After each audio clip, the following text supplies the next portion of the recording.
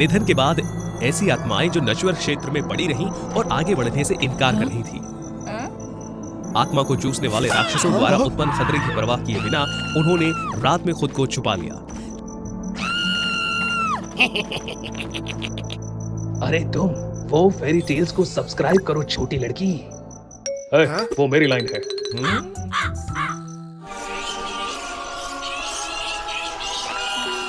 चंद्रमा की चमक के तहत इन आत्माओं ने अपना असली रूप प्रकट किया, ये जानते हुए कि मृत्यु उन्हें अनंत काल तक अंडरवर्ल्ड में गवाही देगी और दोष ठहराएगी।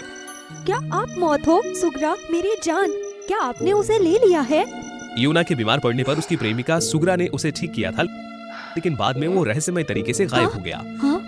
तो मैं फिर से पीड़ित और बीमार हो गई हूँ और आगे बढ़ने में असमर्थ। मुझे उसे ढूंढने के लिए नस्वर क्षेत्र में रहना होगा। मैं आपसे विनती करती हूँ, मुझे मत ले जाओ। मौत राजी हो गई, इस शर्त के साथ कि यूना को चंद्रमा की देवी बनना होगा। इससे प्रकाश को नियंत्रित करना, भटकती आत्माओं की तलाश में मृत्यु की सहायता करना। मृत्यु ने उसे मून यूनिकॉर्न सौंपा, जो चंद्रमा को शाश्वत बनाने वाली आत्माओं के पेड़ की रक्षा करता था। मैं तुम्हें केवल 1 वर्ष का अनुदान दूंगी। यदि आप अतिक्रमण करने से इनकार करते हैं, तो भी मैं आपको पाताल में ले जाऊंगी। मैं आर्गस हूँ, आपका नौकर। चंद्रमा की देवी बनना यूना के लिए सुग्रा का पता लगाने का मौका था। तेजी से उसने चंद्रमा की चमक को नियंत्रित करना सीख लिया। फिर भी जहां भी चांदनी छूती थी, आत्माएं उससे दूर हो जाती थी। यूना को अपनी पहली आत्मा खोजने में बहुत मेहनत करनी पड़ी।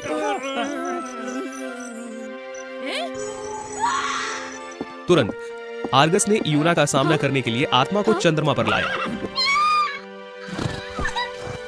उसे आश्चर्य हुआ, यह आत्मा यूना की तरह आगे बढ़ने के लिए अनिच्छुक थी, क्योंकि मरने से पहले वो अपने प्रेमी को खो चुकी थी। इसे अनदेखा करो यूना, मुझे उसे अंडरवर्ल्ड में ले जाने दो। जिद्दी आत्माओं के प्रति सहानुभूति रखते हुए यूना ने उनकी सहायता करने का संकल्प किया, यूनिकॉर्न की सलाह को नजरअंदाज किया। व्यंग्यात्मक ढंग से उसे एहसास हुआ कि उस आदमी ने अपनी प्रेमिका को किसी और के लिए छोड़ दिया है। इस प्रकार यूना उसे शांति पाने में मदद नहीं कर सकी।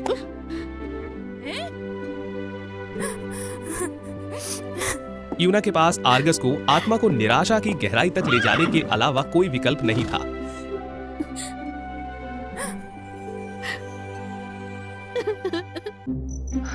ऐसी जिद्दी आत्माएं कभी आगे नहीं बढ़ सकती। मैं नहीं चाहता कि तुम ऐसा बनो। अपना प्यार छोड़ दो, आप शांति पा सकते हैं और पार पा सकते हैं। यूना इसे सहन नहीं कर सकी। उसने आत्माओं की तलाश और सहायता करना जारी रखा और अगले व्यक्ति से व्यक्तिगत रूप से मुलाकात की।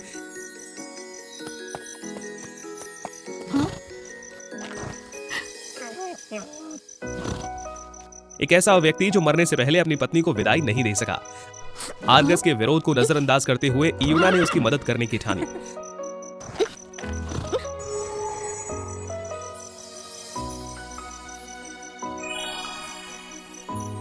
पता चला दंपत्ति अपने अपहृत बेटे की तलाश में अलग अलग हो गए थे। वो आदमी अपनी पत्नी को अलविदा कहे बिना ही वहां से चला गया। चंद्रदेवी ने उनके पुत्र को खोजने का संकल्प किया।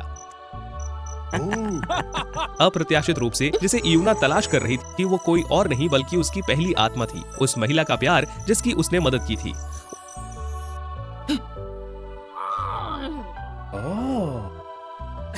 उसे एक काले जादूगर ने श्राप दिया था और ले गया था। आर्गस की मदद से यूना ने उसे बचाया और उसे उसके माता पिता से मिला दिया। उसने ये भी सुनिश्चित किया कि गलतफहमी को दूर करने के लिए वो अपने सच्चे प्यार के साथ फिर से मिल जाए। इस प्रकार यूना की पहली 2 आत्माओं को संतुष्टि मिली।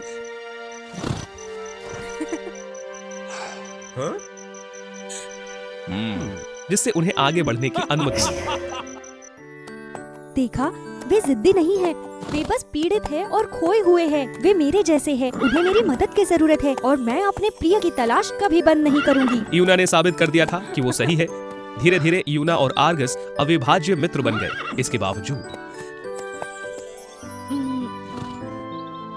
मेरी बात सुनो, यदि तुम सुग्रा को त्याग दोगे तो तुम आगे बढ़ जाओगे और तुम्हें अब और कष्ट नहीं झेलना पड़ेगा। मैंने पहले ही कहा है कि मैं हार नहीं मानूंगी। जैसे जैसे 1 साल की समय सीमा नजदीक आई, यूना ने असंख्य आत्माओं की मदद की, लेकिन अभी तक सुराग नहीं मिल सका और इसी क्षण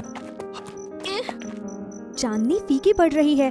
मैं अब और नस्वर क्षेत्र को रोशन नहीं कर सकती। क्या चंद्रमा का पेड़ सूख गया? क्या ये आत्मा चूसने वाले राक्षसों का काम नहीं है? हठपूर्वक आर्गस ने यूना को राक्षसों की भूमि पर ले जाने से इनकार कर दिया। नहीं, समय सीमा नजदीक आ रही है, आप कुछ नहीं कर सकते, कृपया पार कीजिए। यूना ने अनिच्छा से सहमत होने का नाटक किया क्योंकि मून यूनिकॉर्न बहुत जिद्दी था।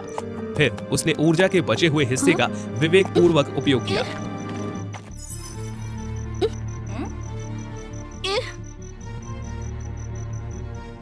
आत्मा चूसने वाले राक्षसों के दायरे में उड़ने के लिए। चंद्रमा देवी को देखकर दानव आश्चर्यचकित हो गए। उन्हें सूखे पेड़ की जानकारी नहीं थी। हालांकि उन्होंने यूना को आसानी से जाने नहीं दिया। चंद्रमा देवी ने उन्हें बहुत परेशान किया था। तभी मून यूनिकॉर्न आ गया और उसने समय रहते अपने मालिक को बचा लिया। फिर भी आर्गस दुर्भाग्यशाली था और राक्षसों के हमले का शिकार हो गया। और इस प्रकार यूना को एक भयावह सच्चाई का पता चला।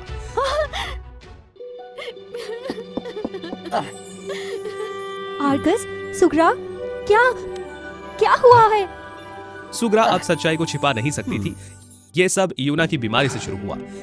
वो केवल उस क्षण तक जीवित रह सकती थी। सुग्रा ने यूना के जीवन को बढ़ाने के लिए डेथ को धोखा देकर एक राक्षस के साथ सौदा कर लिया था। लेकिन डेथ को पता चल गया और उसने सुग्रा को दंडित किया और उसे मून यूनिकॉर्न में बदल दिया। चंद्रमा की सदैव रक्षा करना। फिर इयोना कभी भी अपने भाग्य से बच नहीं सकी। बस इस डर से कि अगर इयोना को सुग्रा की सजा के बारे में पता चल गया तो वो आगे नहीं बढ़ पाएगी, उसने मौत से रहस्य बनाए रखने के लिए कहा। इयोना की करुणा से प्रभावित होकर मृत्यु ने उसे चंद्रमा की देवी नियुक्त किया। सुग्रा एक यूनिकॉर्न के रूप में जीवित रहेगी और इयोना को आगे बढ़ने में मनाने के मिशन में सहायता करेगी। हालांकि जैसे ही इयोना कायम रही, सुग्रा ने चंद्रमा को नुकसान पहुंचाने के लिए काले जादू का इस्तेमाल किया। मैंने सोचा था कि आप हार मान लेंगे, लेकिन आपका प्रयास बहुत सशक्त है। दानव का जादू हो सकता है मेरा यूनिकॉर्न रूप तोड़ दे। इयोना को अब सब समझ में आ गया। मैंने चंद्रमा को ठीक कर दिया है और जहाँ तक आपकी बात है यूना, आपका समय आ गया है। नहीं, मैं तुमसे विनती करता हूँ, उसे मत ले जाओ। नियम तो नियम होते हैं। क्या मैं सुग्रा की सजा सह सकती हूँ? क्या वो एक सामान्य आत्मा बन सकता है? यूना की याचिका ने कोई नियम नहीं तोड़ा। नहीं, आप ऐसा नहीं कर सकते, ये नहीं हो सकता। मैं तुम्हारी सजा का कारण हूँ। मुझे शांति तभी मिलेगी जब मैं आपकी सजा मान लूँ। जब मैं चंद्रमा की देवी बनी तो मैंने आपके और मेरे जैसे कई लोगों की मदद की। उनकी मदद करने से मुझे खुशी हुई। अब मुझे आपकी मदद करनी चाहिए। जब तक आप इससे आगे निकल जाते हैं, मुझे कोई पछतावा नहीं होगा। इस तरह से आप खुश रह सकती हैं। अपने प्यार के साथ 1 साल तक यात्रा करने के बाद सुग्रा को यह पता था कि कोई और रास्ता नहीं है। इसके बाद से इयोना चंद्रमा की शाश्वत देवी बन गई। नश्वर क्षेत्र पर चमकने के लिए अपनी कोमल शक्ति का उपयोग करना, दुष्ट शक्तियों से मानवों की रक्षा करना, अपने जैसी खोई हुई आत्माओं का मार्गदर्शन करना, उन्हें सांत्वना पाने में मदद करना। मौत ने इयोना को एक उपहार देने का फैसला किया। सुग्रा के प्रत्येक आगामी जीवन काल के साथ आत्मा इयोना की यादें बनी रहेंगी और मृत्यु उसे चंद्रमा तक ले आएगी, ताकि इयोना अपने प्रियतम से अधिक मिल सके। क्या शादी सचमुच प्यार का आदर्श अंत है? ये सच हो सकता है यदि आप कोई परी कथा पढ़ रहे हो। कई उतार चढ़ाव से गुजरने के बाद अंत में राजकुमारी और राजकुमार हमेशा खुशी से रहेंगे और पर्दा गिर जाता है। लेकिन आज की कहानी में ऐसा नहीं होता। मुझे जाने दो। चलो कामदेव के पास चले और तलाक ले ले, अभी अभी। चंद्रमा साम्राज्य से सेलिना नाम की वो खूबसूरत राजकुमारी और तारा साम्राज्य से नोवा नाम का एक बहादुर राजकुमार, उनके प्रेम ने समय की परीक्षाओं पर विजय प्राप्त की, तब भी जब नोआ को अपने शाही कर्तव्यों को दूर से पूरा करना पड़ा। उन्होंने उनके बीच की दूरी को कम करने के लिए खुद को समर्पित कर दिया था। शाबाश नोआ, अपना कर्तव्य पूरा करने पर बधाई।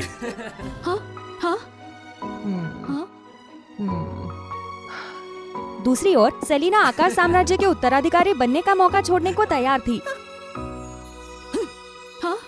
नोआ के प्रस्ताव को स्वीकार करने के लिए वे दोनों इस बात से अनजान थे कि प्यार, हालांकि कई वर्षों तक बलिदान और प्रयासों से पोषित होगा, उनकी खुशी को बनाए रखने के लिए पर्याप्त नहीं हो सकता है। शादी के 5 साल बाद चंद्रमा राजकुमारी और तारा राजकुमार ने अलग होने का फैसला किया। लेकिन हमें अलग क्यों होना पड़ेगा? इस महीने 9वीं बार आप आकाश साम्राज्य जाना चाहते हैं। वो खतरनाक जगह है, जंगली पेगासस और बादलों में छिपी बिजली की चमक के साथ। मैं समझता हूँ कि ये जोखिम भरा हो सकता है सेलिना, लेकिन ये रोमांचक भी है। मैं आपको सुरक्षा प्रदान करूँगा। नहीं, बिल्कुल नहीं।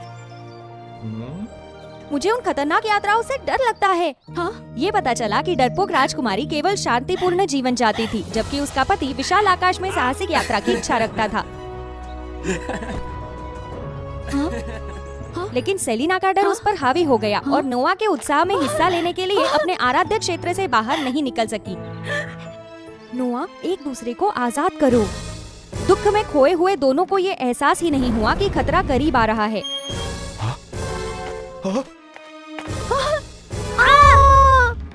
सेलिना, अपना चुनाव करो मेरी बच्ची।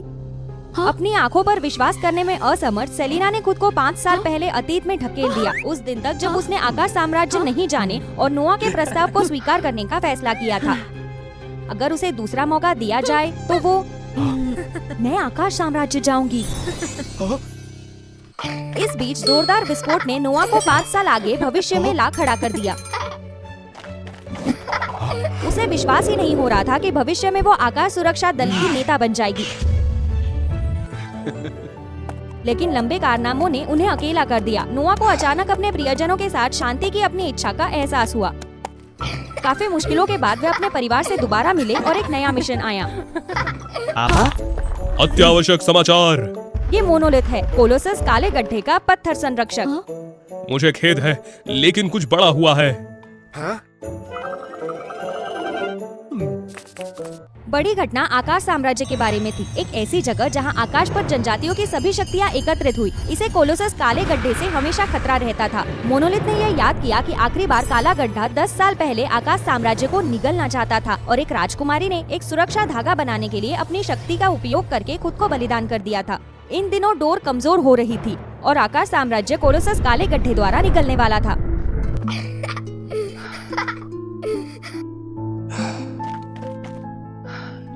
हम स्काईलैंड जाएंगे। हालांकि वे कुछ दिनों के लिए यहाँ थे। चंद्रमा राजकुमारी सेलेना झिझक रही थी और केवल चंद्रमा द्वीप के चारों ओर घूमती थी, जहाँ उसकी मातृभूमि की शक्ति छिपी हुई थी। गर्म रोशनी का पीछा करते हुए अचानक कहीं से उल्कापात हुआ। नहीं। सेलेना, मैंने तुम्हारे बारे में बहुत कुछ सुना है। मैं मोनोलिथ हूँ। मोनोलिथ उत्साह पूर्वक उसे आकाश साम्राज्य के चारों ओर ले जाना चाहता था, लेकिन डरपोक राजकुमारी तैयार नहीं थी। चलो भी, यहाँ हर कोई नहीं आ सकता।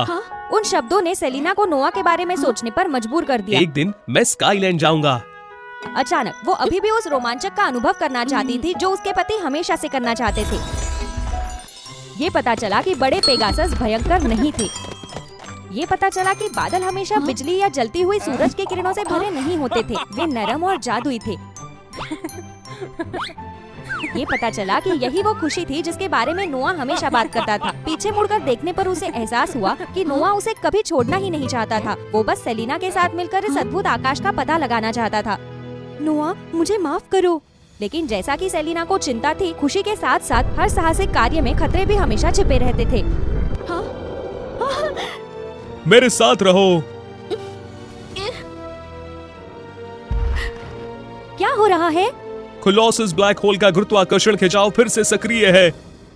ये एक शक्तिशाली ब्लैक होल है जो स्काईलैंड सहित इसके चारों ओर की चीजों को सोख लेता है। तो जनजातियों की शक्ति के बारे में क्या? हम कोलोसस का सब कुछ नष्ट नहीं करने दे सकते। सेलिना को नहीं पता था कि अंतरिक्ष के दूसरे आयाम में उसका प्रियजन भी काले गड्ढे के खिंचाव से बेहद चिंतित था। उन्होंने काले गड्ढे को हिलाने के लिए तारों की रोशनी का उपयोग करते हुए संघर्ष किया, लेकिन ये व्यर्थ लग रहा था। ये मुश्किल से हिला। अतीत में सेलिना ने एक पत्थर की बाधा का निर्माण करने का प्रयास किया था, लेकिन ये बहुत आशाजनक नहीं था। ये इतना कठिन था कि वो मुश्किल से पत्थर के संरक्षक मोनोलिथ को बचाने में सफल रही। काला गड्ढा चौड़ा होता जा रहा था और तारे कोलोसस का अगला लक्ष्य थे। हाँ, ये अच्छा नहीं लग रहा। तारा जनजाति इसे नहीं बनाएंगी। ओह नोआ, मुझे क्या करना चाहिए? बिना अधिक समय झिझके चंद्रमा राजकुमारी को निर्णय लेना पड़ा। उसने अपने सारे जादू को एक विशाल शक्ति में बदल दिया और इसे आकाश साम्राज्य के चारों ओर एक सुरक्षात्मक धागे में बदल दिया। नोआ, मैं तुमसे प्यार करती हूँ। सेलिना थक गई थी और उसकी ताकत लगभग खत्म हो गई थी। नोआ को बताओ, मैंने ये रत्न आकाश साम्राज्य से उसे देने के लिए उठाया था। मुझे क्षमा करे हर चीज के लिए। अंततः आकाश साम्राज्य फिर से शांतिपूर्ण हो गया, लेकिन भविष्य में कोलोसस काले गड्ढे ने हिंसक तूफान छोड़ना जारी रखा। जैसे राक्षस सब कुछ निगलने के लिए तैयार हो। इसका वर्तमान शिकार चंद्रमा की शक्ति थी। इससे नोआ को बहुत चिंता हुई। सेलिना!